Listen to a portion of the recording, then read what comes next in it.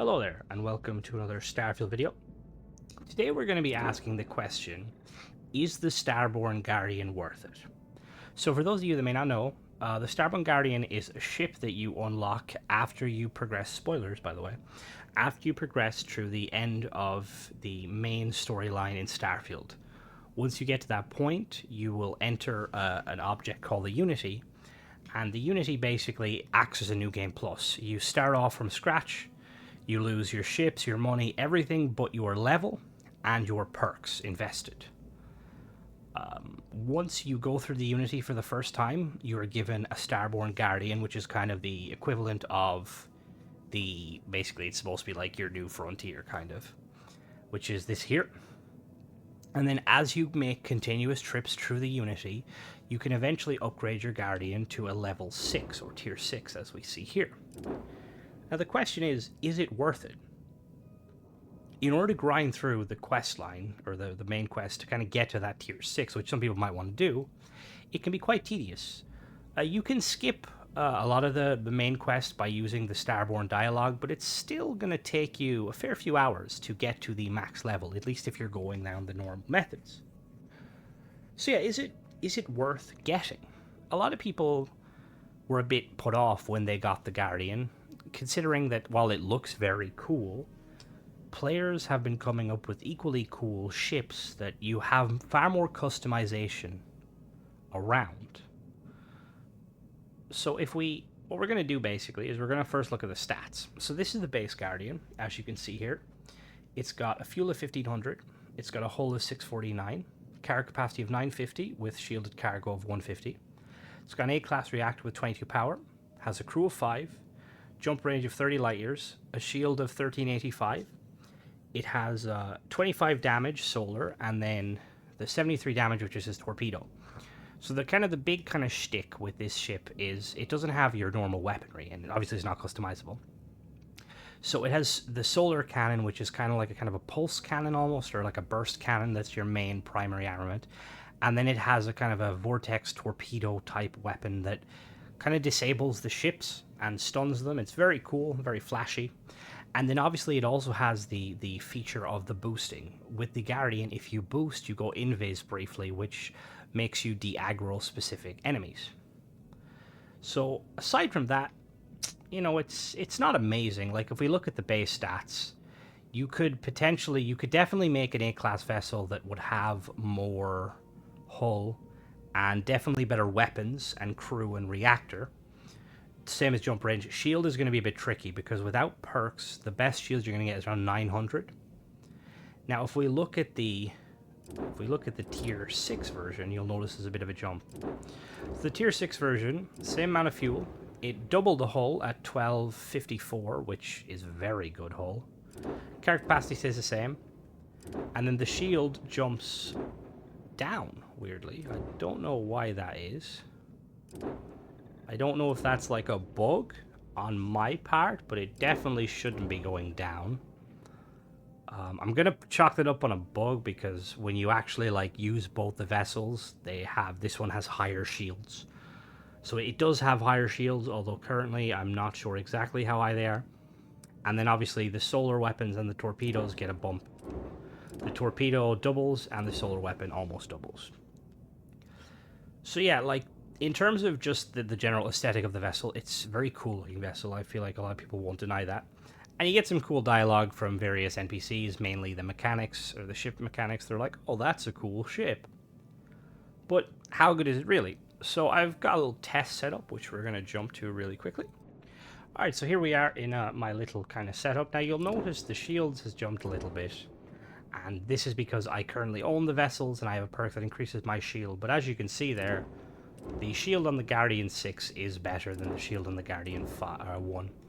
I've also made my own little, called the Poor Man's Guardian. It's just a simple A-class vessel. I've tried to get similar stats, the best stats I suppose I could get. So we went with the more generic weaponry. We got the particle cannons there, the Vanguard ones. We've got 6 of them mounted on the site. And then we went with some missile launchers, the Vanguard ones again. Now, obviously, if we compare the base stats of even the tier 6 version to this version, you'll notice we have way more reactor, which means we've way more power, but that doesn't necessarily equal a kind of a victory. We also have not as good shields. We don't even have as good shields as the base Guardian, which is kind of what you'd expect. So what we're going to do is I have set up a little task here to make it as simple as possible. There is a Crimson Fleet Phantom that I'm going to shoot with each of the vehicles, or the vessels. And we're going to see roughly how quick it does to kind of dispatch it. Now for this setup, I'm going to be playing on very hard difficulty, which means that the ship's going to give me a run for my money. So yeah, so what we're going to do is we're going to start with the default, the tier 1 Guardian. So yeah, let's jump into it real quick. Alright, so here we are here. I am in my Starborn. So we're going to target this, and we're only going to use our primary weapon, and we're going to see how it goes.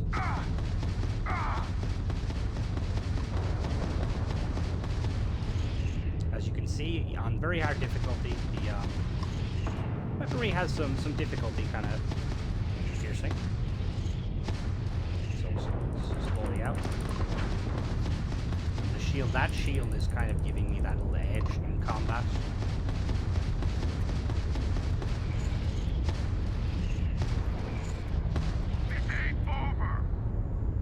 This is a pretty unfair fight for this guy, as he's on his own and I can stay on his tail, but this is just kind of to showcase the weaponry itself.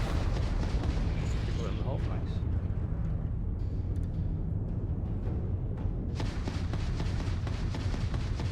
Just outside my range. Need to get a little closer. Making a pass, nice. Okay, so he made a decent pass at me, and he took down about 8% of my shield, which, on very hard, that's like not a lot. So, like, the shield is very useful. I'm going to just keep pulsing him because I don't want his shield to come back. I'm taking you down. You may be wondering why I'm not using the torpedoes yet, because I just want to test the base weapon. So that took quite a decent amount of time. Now we're going to jump to the higher tier Guardian. We're going to try it out. Alright, so here we are in this is the tier 6 version. So we're going to see if that double solar cannon, if it actually kind of matters. We're going to let it lock first. And then fire away. Okay, so as you can see, it's chunking a lot quicker. So even though it says on stats it's doing double damage, it feels like it's doing a little bit more. It's hard to tell with stats in this game, because you would have to go into the files and see exactly how much DPS, and currently there's not a lot when it comes to this vessel. But as you can see,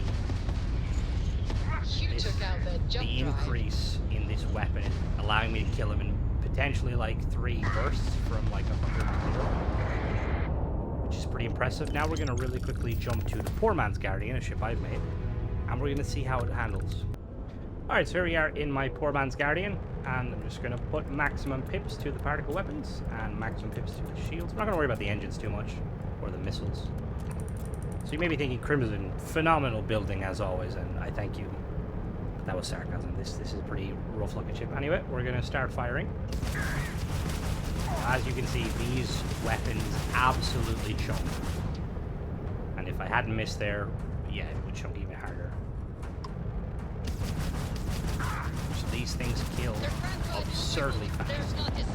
And he took a little shot at me, and took a little bit of shield damage. So, just going off of, like, base stats, strapping 6 Obliterator particle cannons onto a ship is going to be better than the Guardian's base weapon. So now we're going to jump back and we're going to try the Guardian's secondary weapon, its torpedoes. Alright, so now we are in the Starborn Guardian Mark 1. And we're going to be using just the solar weapons. So as you can see, when you hit the vessel, it temporarily disables it, akin to an EMP, but it doesn't stay disabled for long, and it has a quite long cooldown. But if you stay behind the ship, you could kind of annoy it. As you can see there, when I hit it, it disables everything. Even though it doesn't show that it does, but the engine kind of flares out.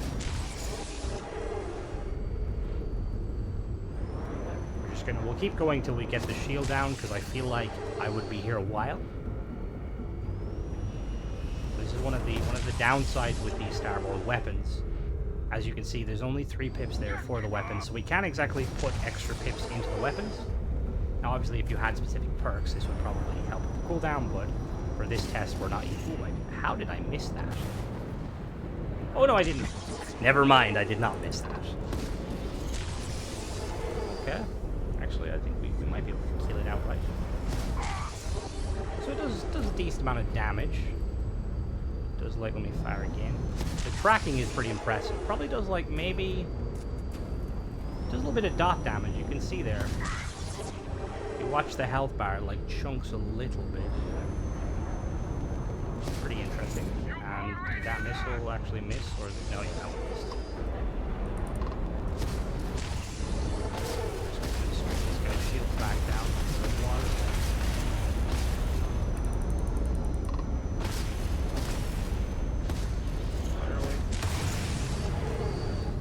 See, this is... while the tracking is extremely impressive, the kind of the fire rate is a bit of a letdown. Uh-oh. I think I've caused it to just...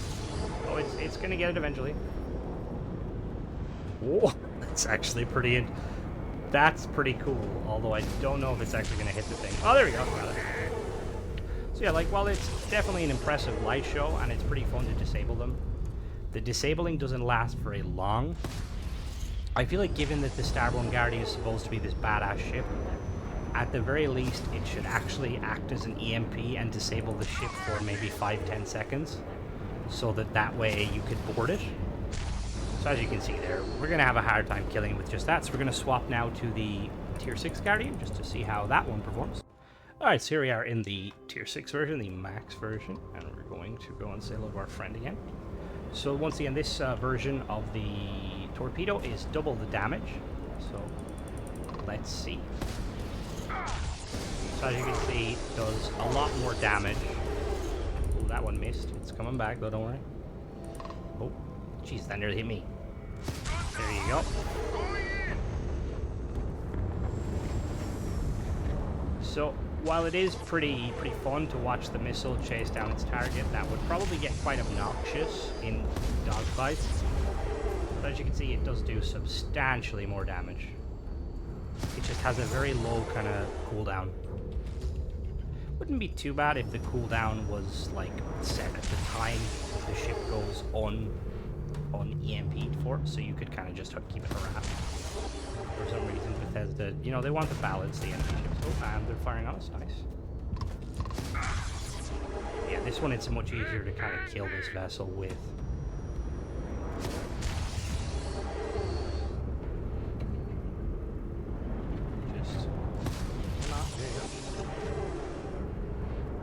Was saying before, if you could upgrade this ship a little bit, it would be like a lot more viable.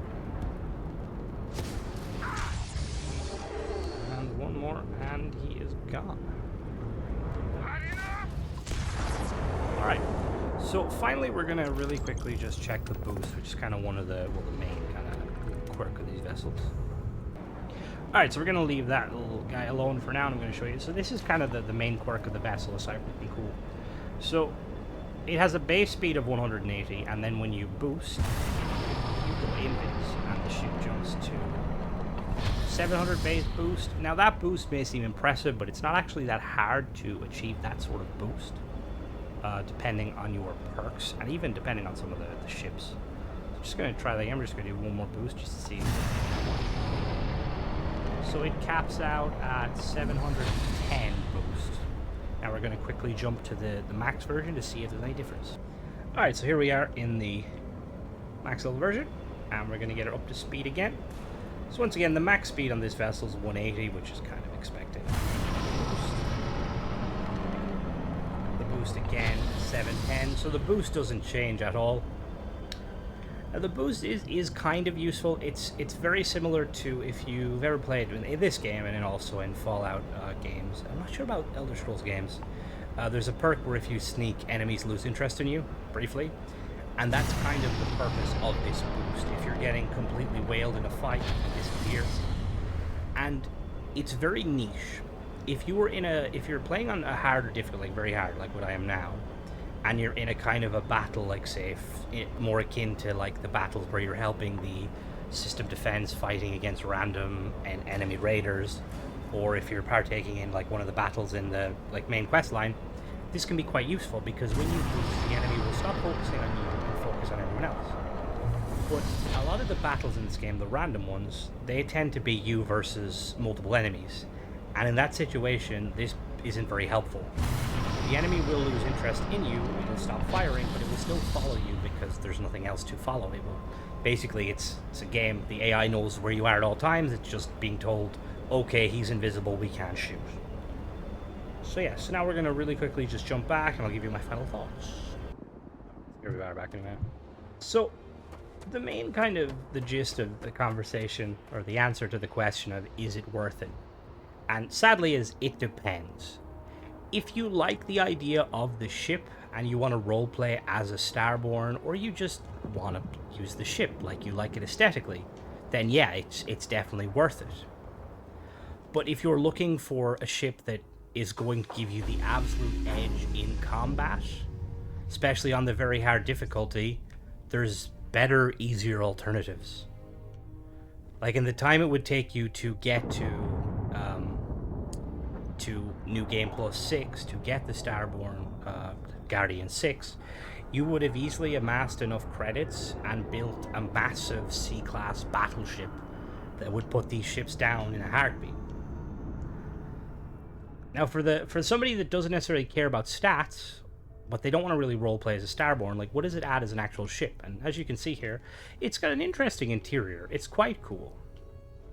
Now, there's a lot kind of left to be desired.